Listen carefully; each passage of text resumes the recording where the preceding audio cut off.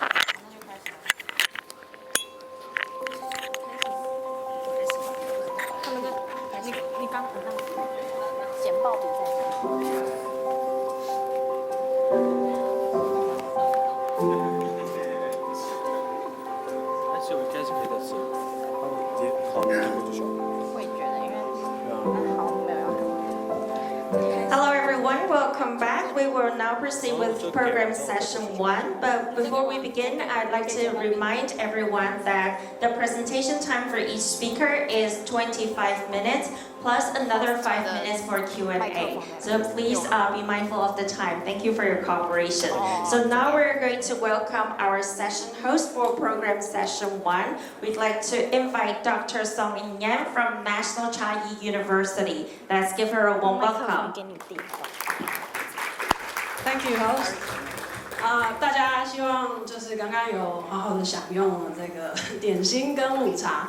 那就是其实我在就是珊瑚礁研究领域真的是算比较年轻的人，虽然年纪也不是很年轻了，但是就是今天就是很有荣幸能够介绍就是樊老师哦，他算是我们真的就是珊瑚礁的这个监测很重要的一位大前辈。然后这个樊老师从在1999年嘛，对，开始在海参馆服务，可是我一直到大概我硕士班念完大概是2007、8年的时候，那时候才知道樊老师其实一直在默默耕耘台湾的很多就是基础珊瑚礁的监测跟研究。那就是我很早以前就是觉得樊老师很厉害的地方，就是因为其实就是以前珊瑚礁没有太多人就是。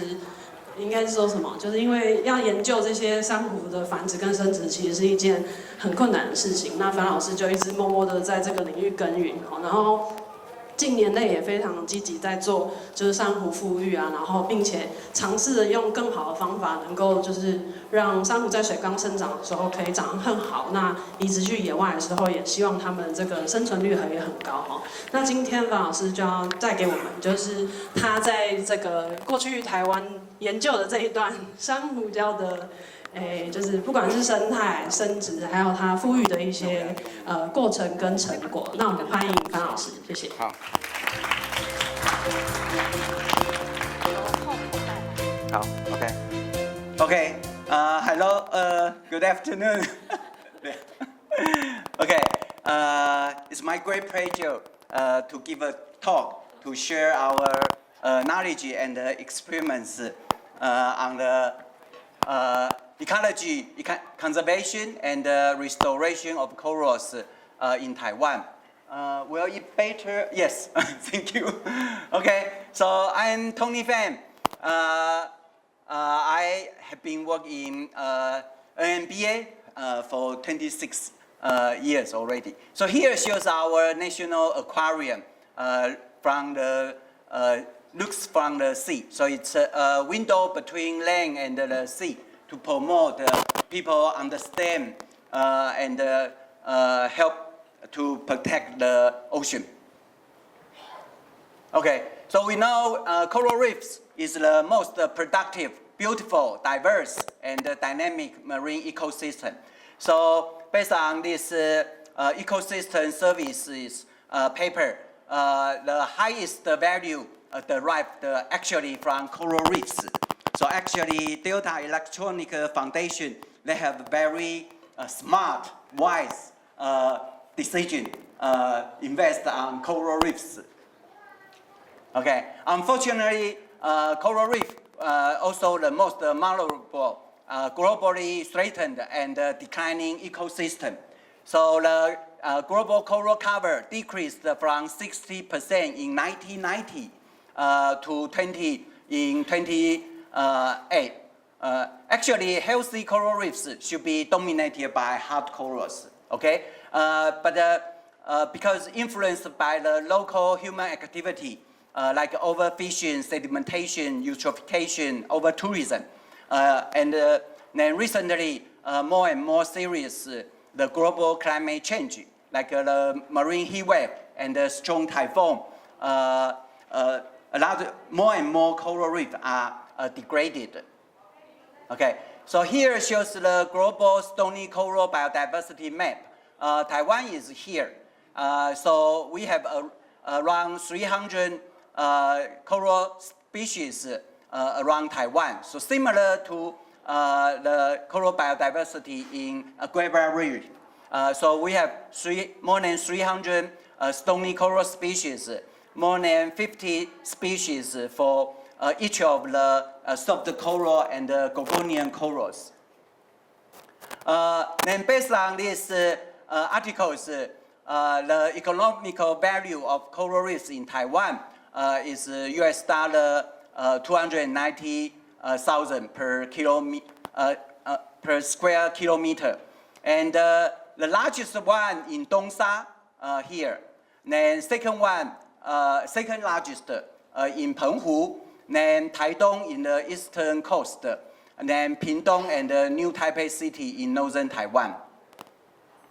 Okay, so marine heat wave, because it is increasing the intensity, duration, and frequency, and caused a lot of coral reef degraded. So based on the NOAA Coral Reef Watch, the heat stress indicator degree heating weak.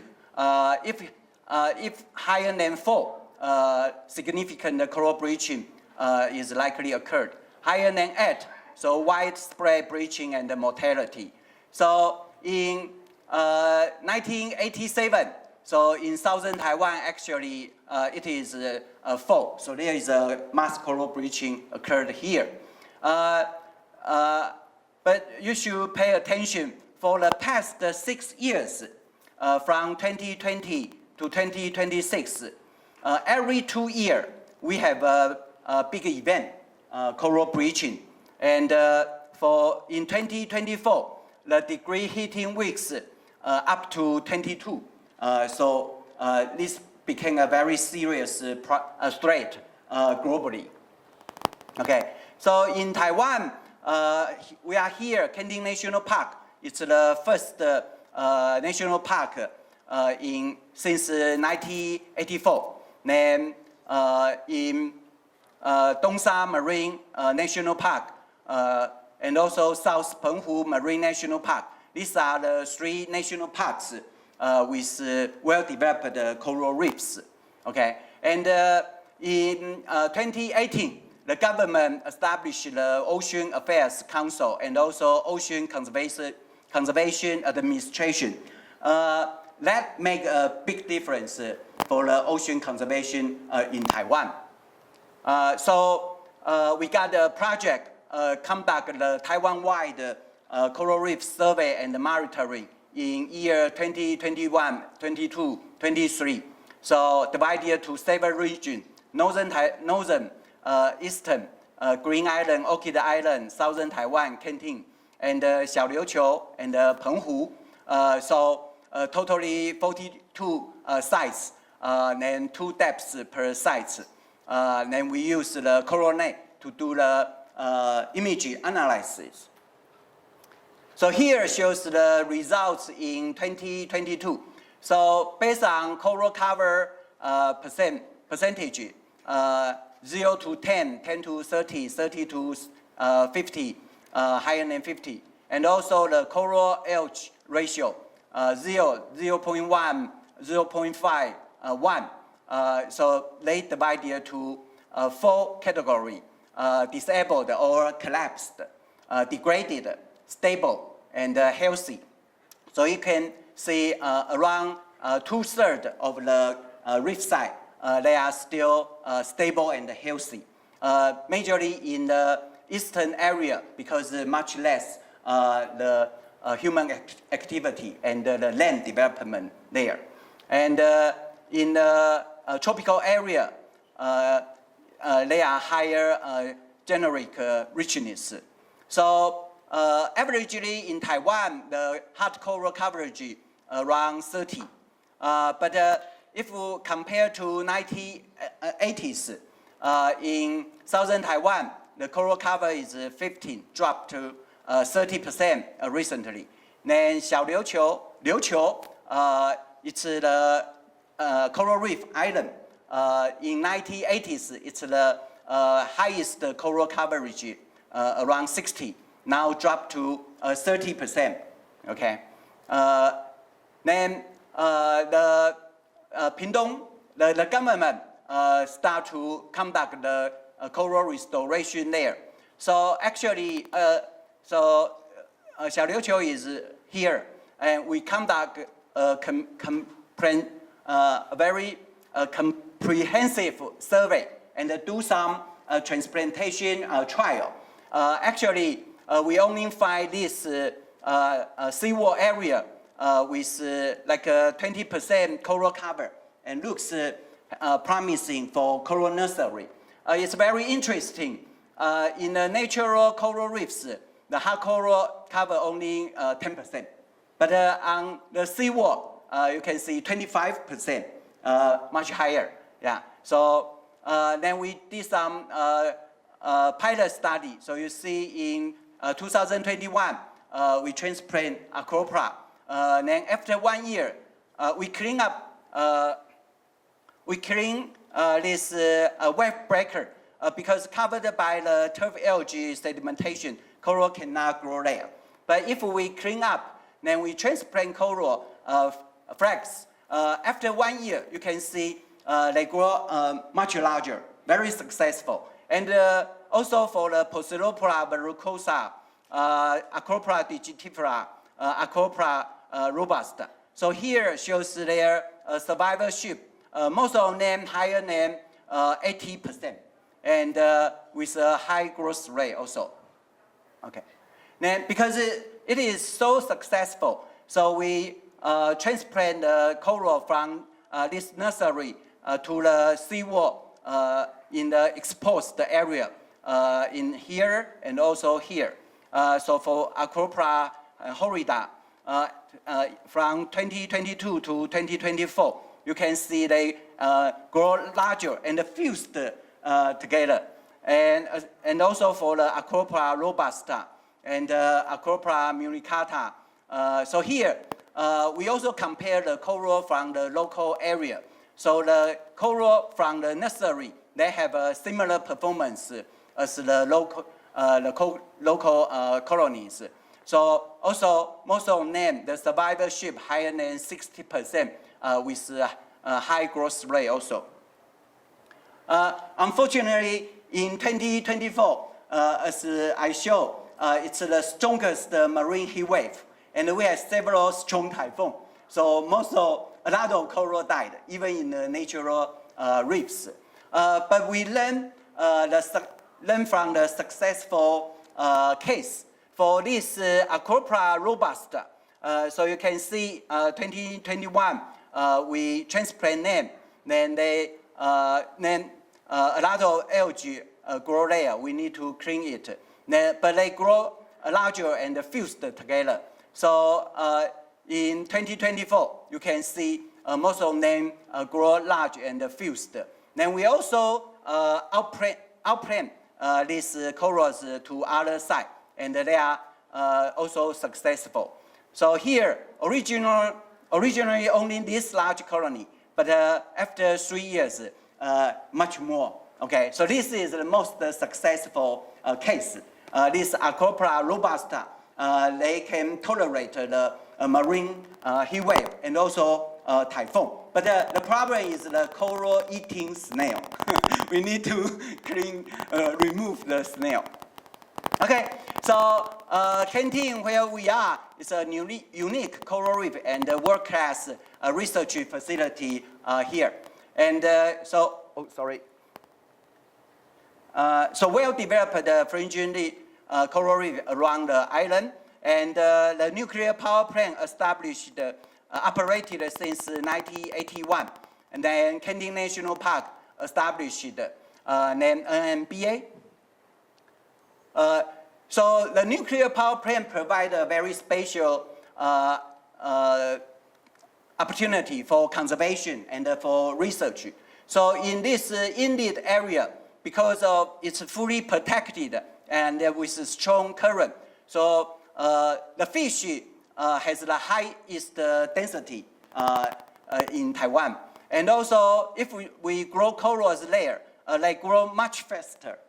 Okay, so we learn actually this is a great area for the coral nursery. And the Thai Power Company provide a project, establish the underwater real-time video, so the public can enjoy the conservation outcome. Okay. Then for the past 2 years, this real-time underwater video, we are applying the artificial intelligence technology to track and identify the coral species.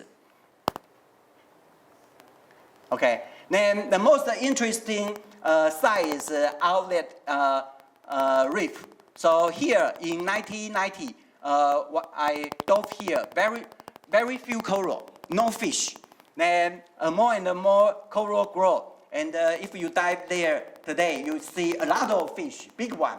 Yeah, right. It's very interesting because this reef also influenced by the intermittent upwelling, and because the thermal effluent, the temperature usually 2 degrees C higher than the background. But the reef, the coral community has been survived and thrived after a series of coral bleaching events. And more and more study shows it's an artificial selection site for thermally tolerant corals. And it's the best snorkeling and diving site in southern Taiwan. And if you want to see the mass coral spawning in Taiwan, here is the first choice. Yeah, still. Okay, the lesson we learned is we can train super coral community. Okay. Then we also published a paper. So here in 2020, it's a very strong marine heat wave. So the temperature, seawater temperature up to around 36 degrees C. The coral coverage originally is 55, then decreased to 22. But after 1 year, it's almost fully recovered. So it's also the thermal resilient reef layer. Okay, then actually thanks for Professor Stuart Saden, we have a workshop many years ago. So we learned large area image technology. Then we apply to many sites in Taiwan. So one site is in the outlet reef. So actually we monitoring the Posidopola acuta. So it is a heat tolerant corals. Then they before very few, but right now there are many there. Okay, then also there is a publication. Okay, then we also apply the coral bleaching automated stress system, the CBAS. So Dr. Margaret, he is here. Raise your hand. Oh, there. Okay. Later you can discuss with her. So actually, it shows the coral, the Posidopola acuta at the outlet, they have a high heat tolerance. Okay. Then based on the experiments in Xiaoliuqiu, we also established the coral nursery on the seawall here. So in 2023, we start to transplant corals there. And in 2024, you can see they grow much larger. So here is the 3D image of the seawall area. So each of these are the wave breaker. If the surface is smooth, so no corals. So then we transplant corals on the surface, as you can see. Okay, but here is also very challenging because in 2024 the marine heat wave and also typhoon impact. Even this large wave breaker, they moved, and many coral physically damaged.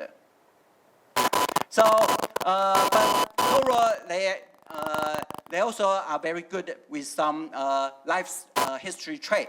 So for coral spawning, you know the spawners release the gametes bundle, then fertilize in externally, became a planktonic larvae.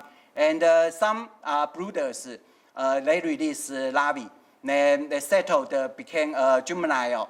Usually 3 to 5 years, they are sexually matured and reproduce again. So in southern Taiwan, actually, from here shows the number of species they spawned in southern Taiwan. So start from March, but peaked in April and May, and continued to October. Every month, there are some species spawned. And there is a paper published by Australian scientists. They developed this auto spawner. So when I visit there, I think it's very useful. Hopefully, we can work together. Then we have auto spawners here. Then you can have robotic arms. Okay, but I'm more focused on the brooding species. These are the common species. These are their larvae. So they show different morphology. Okay, but it's amazing. These brooding species actually they reproduce every month throughout the year. Okay, so this is the Posidopola acuta. So every month there is a clear lunar cycle, very stable for this species, and their reproductive timing can be changed by seawater temperature, by the photo period, and also by feeding. Okay, very good. Here shows one colony release the number of larvae released by one colony in 1 month. So for Posidopola, you can see one colony can release up to 8,000 larvae. So I got the idea we should work together and develop the auto settler, right? So the settlement right now became a bottleneck to restore corals. Okay, then because the natural seawater not stable later, so we developed this recirculating aquaculture system using the artificial seawater, and we also use the live sand, live rock. Then we feed the coral by the enriched artemia in a separate tank. Okay. So here you can see with the feeding, the coral grow much larger with dark color. Okay, and in this culture tank, the nitrate can be well controlled. Okay, so that then also coral can have a better eating in a separate tank. Then later we optimize the coral cultivation situation, the light intensity and the food density. Okay, but you should pay attention. Feeding usually causes the eutrophication. If the nitrate is high, coral also damaged. Because the growth so well, then we continue to cultivate the coral. We are successfully using the flow-through system with natural seawater and the recirculating aquaculture system with the artificial seawater. So coral can constant monthly reproduce a lot of larvae. Then the larvae settled and grow in both of the system. After when they are 1.5 years old, they can release larvae again. Okay, so actually each month of the 12 months, each day of the 30 days, each hours of the 20 hours, we can have larvae now. Okay, so it's a very successful. We just deliver 1,000 larvae to Professor Tang's lab for their coral research. Yeah, if you would like to have larvae, contact us. It's our pleasure to serve you. Okay, then we are also promoting to for the standardized bioassay using coral larvae. Okay, in southern Taiwan there is an oil spill event, so the lower settlement rate in this polluted area is a very solid evidence. And thanks for Delta Electronics Foundation, they work with us. Then they donate these LED lamps to us, and also transform the plant factory, the product by Delta, the plant factory to the coral factory. So you have saw this system this morning. Another issue is before we use this large tank, but right now we can downsize the reef tank. Coral can complete their life cycle in this small tank, only 45 by 45 by 45 centimeter. So next workshop, each of you can have one reef tank on your table. That's our goal. Okay. Yeah, and so we have approved the Posilopora acuta. They can complete the life cycle in these small tanks. Okay, and also when larva, when the recruit is 1 year old, then we fuse two juvenile colony. Then they became sexually matured, so they can release larva. So, so with the technology advanced, right now we can downsize the aquarium size and also shorten the reproductive age. That's help a lot for coral restoration. But since the coral grows so well, so there is also the pest. So here shows two larvae compete to be released. Okay. Yeah, okay. Then actually, the cultured coral they release larger and healthier larva. But also there is a flatworm outbreak. They eat a lot of corals. So here shows the x-axis of this flatworm. So you can see there are the flatworm. Oh, one comes out. Okay, very cute, right? Yeah, 1, 2, 3, 4, 5. Okay, yeah, but they are very aggressive. So this is coral larvae. 3 flatworm are eating corals very fast. Okay. Then here is a coral larvae with the fluorescence. So there is a flatworm attack, then inject something. Dissolve the coral tissue, then suck to the flatworm. Okay, but learned from Australian scientists, now we have the biological and the chemical way to control this pest. Okay, and we work with Dr. Yi Junruo in Academia Sinica, try to identify the species, the flatworm species. Before we focus on breeding species, time's up. I will quick. Okay. So actually, we are also successful to have the spawners release gamete bundle. They fertilized, then became the coral larvae and settled here.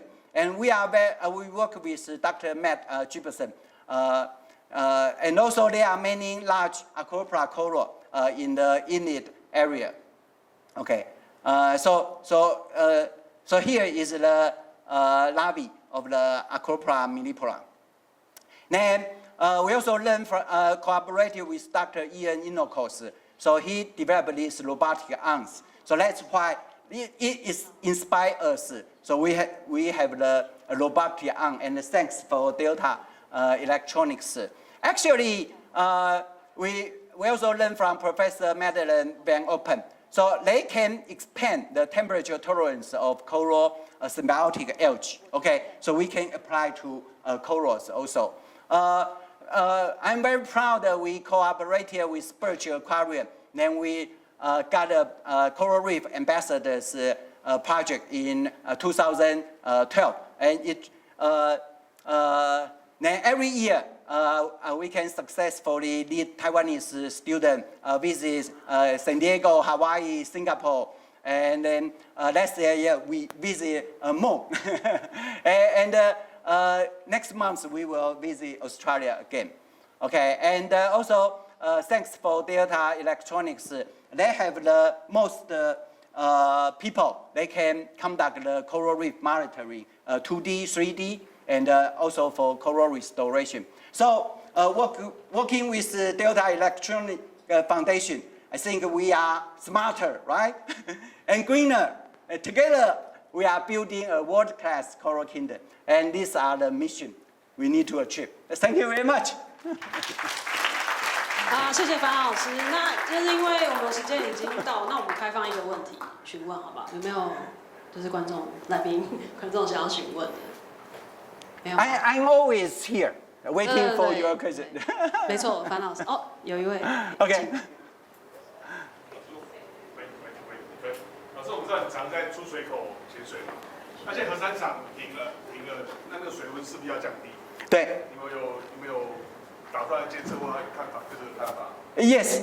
So the nuclear power plant has been decommissioned. So actually, if you dive in the inlet outlet, it has been changed a lot. Not only the climate change, but also the decommission of the nuclear power plant. So actually, we have been monitoring both reefs for more than for almost 20 years. Yeah, we will continue monitoring the reefs and learn how to rescue these thermal-tolerant reefs before. Yeah. Okay.